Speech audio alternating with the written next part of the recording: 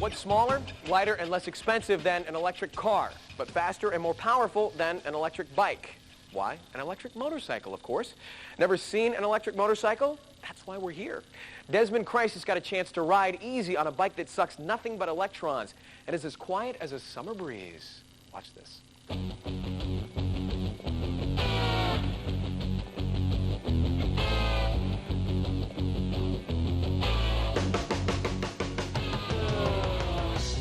Now this is what biking is really about. Wind in your face, bugs in your teeth?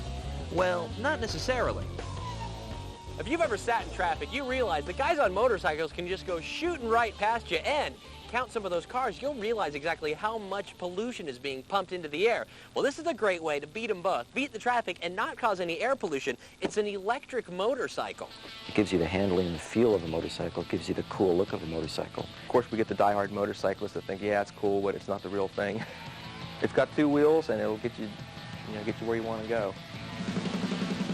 The Lectra by EMB is the first commercially available electric motorbike in the world. Being an electric vehicle, it has no emissions, but instead runs on two 24-volt battery modules that drive a brushless compact motor. But gas isn't the only thing an e-bike doesn't need. Because it's not an internal combustion engine, there's a lot of components that aren't required, like fuel system, emissions controls, noise controls, so forth. And it's very simple. No smog device on this. No smog device.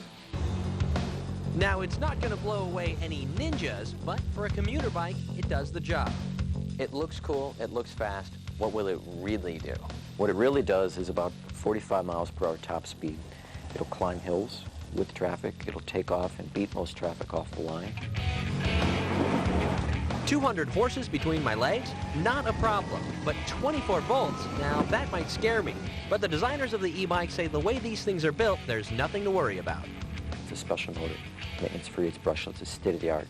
It's controlled by computers. We built a special charger that is water-resistant, weather-resistant. It goes into the seat, fully automatic. You can plug it in any outlet found anywhere in the world virtually. So when I first heard about this thing, I thought, oh, I better wear my scooter riding outfit, but it turns out that this is a lot more than just a scooter. I better wear my leathers. Safety first. The question about electric vehicles is, how long do they really ride between charges? Does it make sense to use one to get to work if it takes 3 to 6 hours to charge it back up? What if you run out of juice before you get where you're going? You could lose sleep wondering when you're going to run out of electrons and get stuck somewhere. We built in a reserve fuel mode, so that when this thing hits the end, you get a flashing red light, your bike stops, you hit the reserve button, and you go another 5 miles. I know a lot of people that own bikes or they have expressed the interest in the bike. They live anywhere from 6 to 10 miles one way from work. And that kind of a trip there, you can go to work and back home at night without recharging.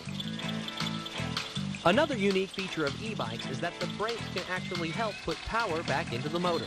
That's called regenerative braking, where the kinetic energy caused by applying the rear brakes is transformed into electrical energy and recycled back into power for the bike. So how much does regenerative braking actually put back? It puts back it depends on how fast you're going. When you get down to slower, around under 15 miles an hour, it starts to put back quite a bit of it.